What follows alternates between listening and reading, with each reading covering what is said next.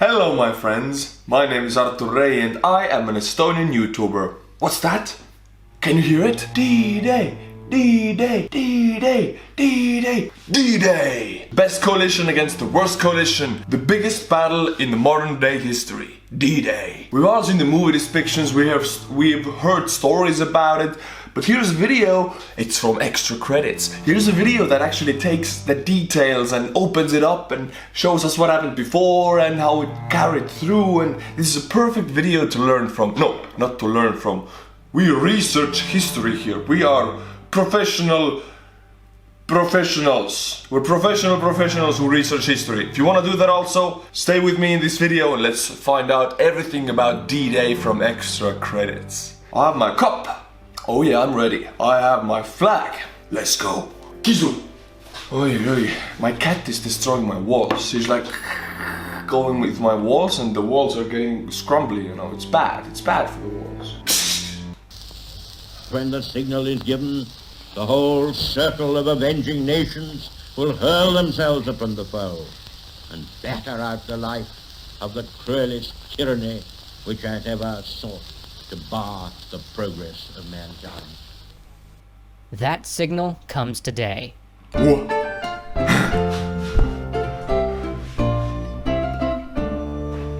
D-Day, June 6th, 1944. Months of effort have been building up to this day. Throughout England, 500,000 men have been gathered at staging areas to strike across the Channel as soon as the signal is given. Men from the United States, Britain, Canada, Australia, Belgium, Czechoslovakia, France, Greece, the Netherlands, New Zealand, Norway, and Poland. Today, we'll be telling the American story, as best it can be told in a few short minutes, and over the coming weeks, thanks to the generous support of Wargaming, we will tell the story of 3 of the other major players involved. But that story begins with a dinner in Tehran in 1943. For the first time, the leaders of the most powerful allied nations, the United States, the USSR, and the British Empire, met in one room. Why Iran though? Nowadays it wouldn't even be a question to meet in Iran, it would be out of the question. Iran is quite hostile sometimes, to certain countries at least. Why Iran? It was still under the influence of Britain back then, I guess, that's why it was safe. Gizu, she just wants to be on top of me. She wants to control me. She's actually doing the channel right now, she's pulling the strings in my head. You don't really see her, but she's like affecting me. I'm her slave. For years, Stalin, his nation battered by the Nazi invasion and bearing the brunt of the human cost of the war against Germany, had pressed the Allies to open up a second front to the war by invading France. The British had pushed back, arguing for operations in North Africa, and then an assault on Italy. But now, with the USSR winning on the Eastern Front, the demands from Stalin became harder to deny, and simultaneously, everyone started to think of the post-war settlement. Yeah, because if Stalin would have won, Stalin started pushing back the Nazis, right? And how far can he push them back to? He pushed them back to Berlin because that was the deal, but if they wouldn't have interfered, I think USSR would have still won the war. And they have pushed them back, not to Berlin, but to France, even further, to Spain, to Italy. The whole Western Europe would have been red. So yeah, they had to think about that. If the Allies won without British and American troops liberating Western Europe, how could they stop the USSR from claiming huge swaths of land, and perhaps even, at least politically, dominating the continent? And so an agreement was made out in the deserts of Iran. The Western powers would open up a second front by invading France in May of 1944. Plans were drawn up. An amphibious operation of this size had never been tried. Men and material would have to be drawn back from around the world. New technologies would have to be invented. Engineering feats previously only discussed in conference rooms would have to be put to the test under wartime conditions. But the first decision that had to be made was where to land. There were 2 possible targets: Calais, the closest point in Europe to England, or Normandy, one of the farthest on the Channel coast. Calais was the sane, sensible place to land, but it had 2 notable disadvantages. First, terrain in which you could easily get bogged down, and second, the fact that it was the sane, sensible place to land. Reviewing the battle plan, Eisenhower and Montgomery were in agreement. They wanted the element of surprise, with the possibility of being able to rush off the beaches. So the decision was made. Normandy it would be. But Yeah, why not any other place? I don't understand. Let's go back to the map. This or Normandy, but why not any other part of the French coast? Excuse me, I will throw my cat out. But what's with the new technology they had to invent? I mean, okay, I don't know much about D-Day, but as much as I've seen in the movies, everything they used was already there. All the technology had already been invented for the World War II. So what's with the technology? The radio systems, perhaps, that could reach longer distances? But this would require one of the greatest counterintelligence operations ever attempted to keep the secrets safe. Not to mention the equipment and the manpower on an even greater scale. Entire harbors had to be fabricated which could be shipped over from England. More landing craft needed time to roll off the factory lines, so the operation was delayed until June. Finally, the day arrives. June 4th, 1944.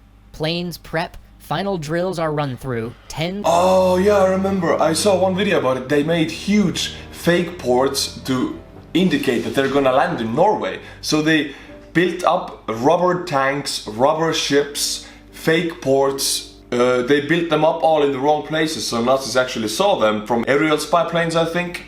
And they were ready for the Allies to be landed in Norway. And there was a concentration of Nazi forces in Norway, but then they landed in Normandy. I would have wanted to see those rubber tanks. That would have been cool. I want one rubber tank. If you're British, you still have those rubber tanks, you can send a few to us, because we need to do the same thing for Russia. They think we don't have any tanks. We really don't have any tanks. But if you can send us some rubber tanks, we can at least pretend we have some tanks, and they'll be afraid. Yippee-ki-yay. Great plan. Of thousands of men board ships for the invasion, and then the rain starts to roll in. Soon it becomes a storm. Ferocious waves sweep the channel. Clouds completely block the sky. High winds buffet any craft that ventures on sea, land, and especially air. Eisenhower is forced to make the decision. The attack must be delayed. Rain continues to pour the next day. A council of Allied commanders is called.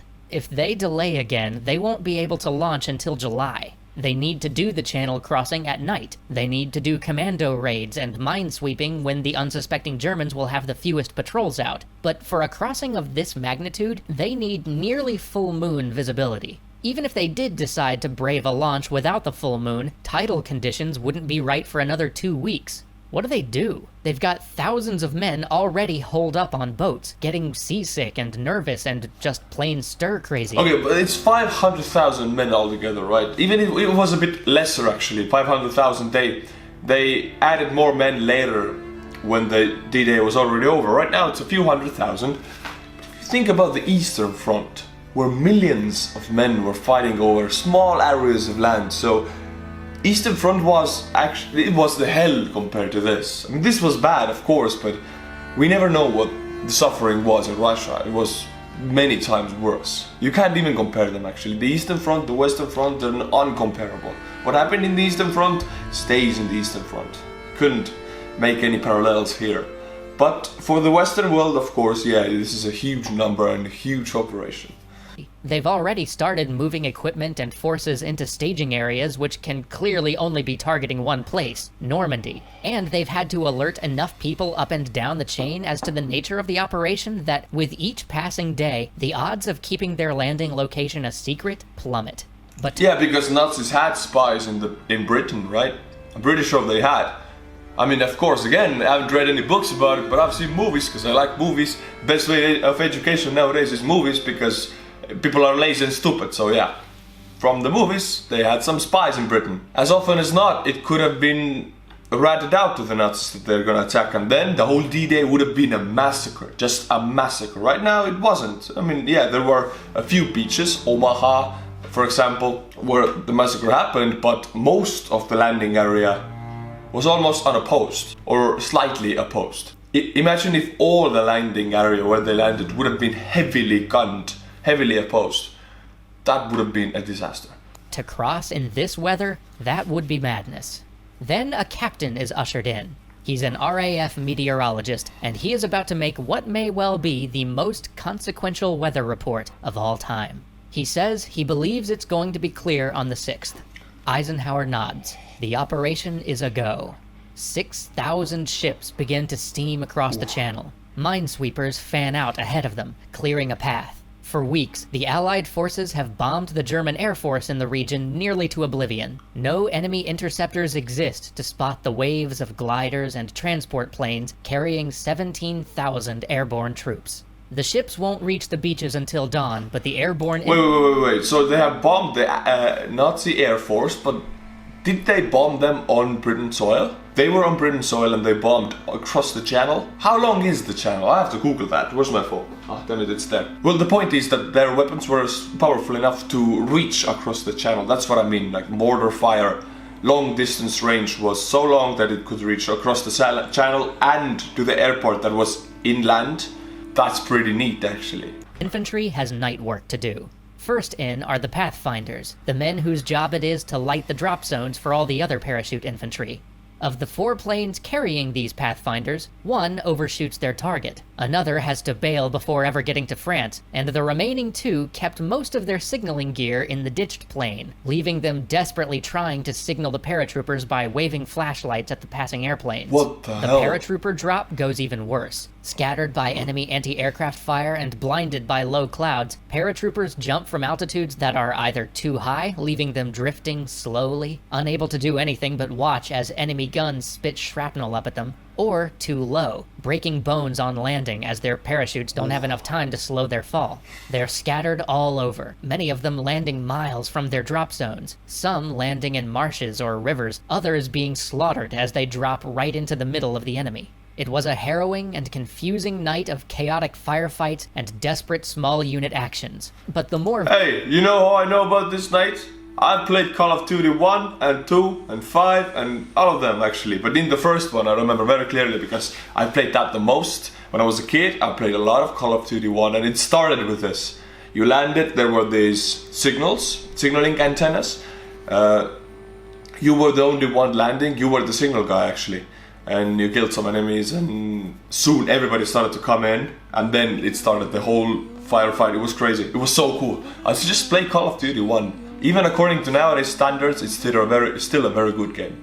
Veteran of the American airborne troops, groups like the Screaming Eagles and the 505th managed to pull together to capture crucial road junctions, communication points, and bridges, and even destroyed some of the artillery batteries that would imperil the landing at Normandy. And they would hold fast, delaying or preventing any counterattack that might sweep the impending invasion back into the sea. Then there's the initial bombardment. Allied bombing runs go astray, causing massive damage to the civilian centers in Normandy, but doing little to weaken the dug-in German positions. Yeah, okay, that's another thing. Allied bombing raids damaged a lot of civilians. Like thousands of them were killed, wounded, handicapped, without homes. That was a war crime, but I mean, hey, listen to me, I know it's impossible to avoid it, because you want to bomb your enemy, the Nazis were in the cities, you have to bomb the cities, civilians get hurt. I know it's impossible to avoid it, I just want to fight against the sentiment if someone says that, oh, we never did anything like it. It happened, Allied raids bombed Dresden, how do you say it? That's German city. Dresden? Well, they bombed that on purpose to destroy the civilian life in there, so those things happened. As dawn breaks, though, the Allied gunners can finally see their targets, and the bombardment becomes far more effective, softening up the beach for the initial assault. But there's little time remaining until the troops' scheduled landing. At 6:30 a.m. on June 6, 1944, the klaxons sound, and the assault craft are released. They plow through the chop, men huddled in their tin shells as German fire pours down, sinking entire landing craft to the bottom of the sea just off the Normandy coast. Then the assault craft hit the beach, ramps drop, and men charge out. But on Utah Beach, things have already gone horribly. The men look around them and the terrain's all wrong. They've landed on the wrong beach. Luckily for the Americans, the oldest man in the invasion, and the only general to actually join these ground troops, Teddy Roosevelt Jr., happens to have landed with them. The local commanders ask him what they should do, and living up to his namesake, he simply responds, "We'll start the war from right here." He correctly assessed that the beach that they'd landed on was actually a better, more easily takeable landing point than the one that the senior staff had assigned them. In a miracle of heroism and logistical coordination, he managed to reroute the entire Utah Beach invasion force to his location, direct the battle, and continuously rally the men as he walked the beach with his cane, waving. He's a legend, whoa, damn. I wouldn't want to go on that beach. But I mean, the narrator says, oh, the machine gun fire and everything. It only happened on Omaha Beach and a few more beaches, but most of the landing area was unopposed. There was nobody, because the area was so big for the Nazis to cover, they couldn't cover everything. So I think only 2 landing sites were heavily gunned. And even those, the Americans and the Allied forces could take. So most of it just went unopposed. They established the breachhead immediately. It actually wasn't that horrible as here. The D-Day was a success. This is just a dramatic view upon it. Actually, it was a big success. His pistol. His new Utah beach would be the first beach successfully overrun, and for his actions there, he would be awarded the Medal of Honor.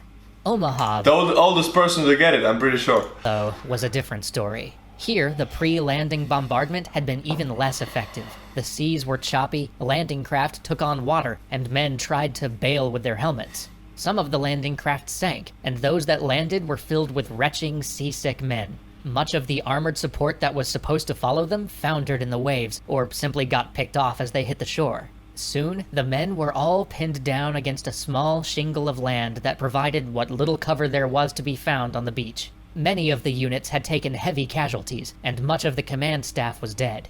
With units getting washed ashore in the wrong places, or scattered in the desperate scramble to try to get to the small ridge of sand that served as cover, the assault had become hopelessly disorganized.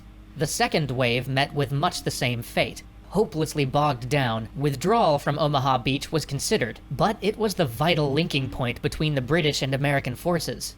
As the day wore on, a number of ranger units began to rally and scaled the bluffs, finally managing to assault German positions on the heights. At the same time, several of the naval ships came dangerously close to the beach to provide more effective support fire just as the German ammunition began to run out.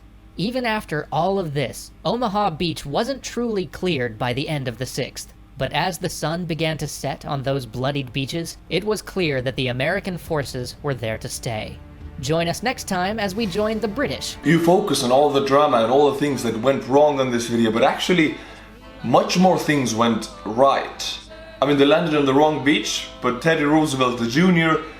directed them to the right place, and those things went right. Actually, they went even better than could be planned. We all know that it was a success, so, and much more than, you know, Soviet Union could do with 500,000 men.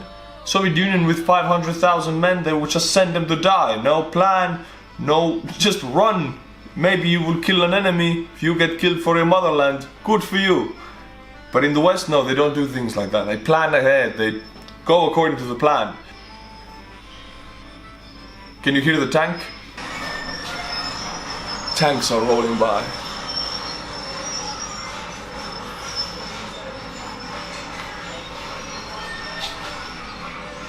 Ugh, I hate that sound. Well, that's the same sound they heard in the D-Day. Friends, if you like the videos I do, if you like my reactions, I do them 3 times a week, every Monday, Wednesday and Friday. Today is Wednesday, you get the video, Estonian time, something 6-7 p.m. Every time I post different time, maybe plus minus 2 hours. But it's like 4 to 6, 4 to 7 p.m. Wanna see more videos? Subscribe to the channel. Also support the channel. For me to be able to do these videos, I have to put time in them, and then I can't worry about my income. So please support the channel. Patreon is the best way to do it. The link's in the description below. Also PayPal, both works, whatever works for you. Also, get this really cool cup, look at it. It's really creepy and really cool. I drink tea from it every day. So should you. Links in the description below. Get the cup. And as always, my friends, until my next video, stay cool and bye bye.